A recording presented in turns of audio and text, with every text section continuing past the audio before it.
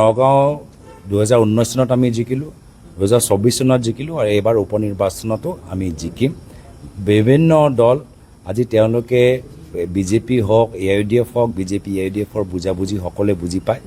মানুহে আমাকে সমৰ্থন কৰিব, আমাকে জিকাব। যিদৰে আজি বিজেপিয়ে আজি চাৰিওফালে বিভিন্ন দলৰ সাংসদসকলক ভাঙি আজি সংবিধান তেওঁলোকে সলনি কৰিবলৈ বিচাৰে।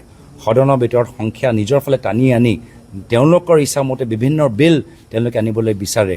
ওৱান নেশ্যন ওৱান ইলেকশ্যন যোগেদি বিভিন্ন তেনেকুৱা বিল আনিব বিচাৰে। ৰাইজে গম পাই গৈছে। অখিল গগৈ ডাঙৰীয়াই যিয়ে কৈ থাকক, অসমৰ জনসাধাৰণ, ভাৰতৰ জনসাধাৰণ এটা কথা গম পাই গৈছে যে আমি পশ্চিমবংগত TMC দেখিছোঁ, পাঞ্জাৱত আম আদমি পাৰ্টিৰ কি হৈছে আমি দেখা পাইছোঁ। এই বিজেপি দলটোক বাধা দিয়া একমাত্ৰ ৰাজনৈতিক শক্তি হ'ল কংগ্ৰেছ দল।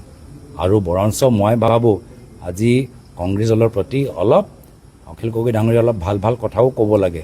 দুজন যে বিধায়ক হ'ল তাত কংগ্ৰেছ দলৰ যথেষ্ট অৰিহণা আছে। এইখিনি অলপ মাজে মাজে কৈ থাকক, কোনো কথাটো আমি ক'ব নোৱাৰোঁ, নিৰ্ধাৰিত ক'ব নোৱাৰোঁ, কিন্তু অলপ ভাল কথা কোৱাটো মনত ৰখাটো উচিত। এই মাটি সম্পৰ্কত দুখীয়া মানুহক ভূমি পট্টা দিয়াতকৈ এইখন চৰকাৰ সদায় ধনী মানুহক উপকৃত কৰিবলৈ বিচাৰে।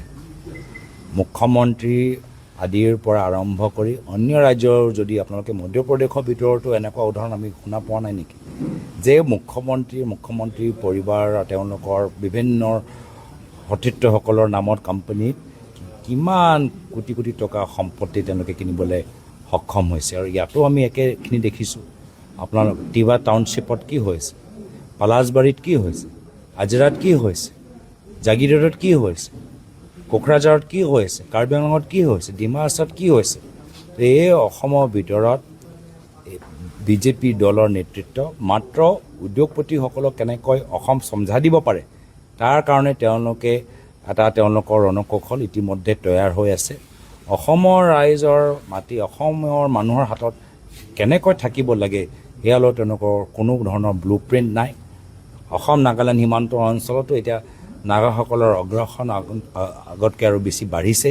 জৰীপ চলাইছে বুলি কৈছে আৰু বৰ্তমান চৰকাৰ এতিয়া নিমাত হৈ আছে। তো এইখন চৰকাৰৰ ফালৰ পৰা যি ধৰণৰ দুখীয়া মানুহৰ ভূমি অধিকাৰৰ ক্ষেত্ৰত যি ধৰণৰ কাম, যি চৰকাৰে জাতি মাটি ভেটি কথা কৈছে, মাটি আদানী আম্বানী আৰু বিজেপিক হৈ সমঝাই দিছে।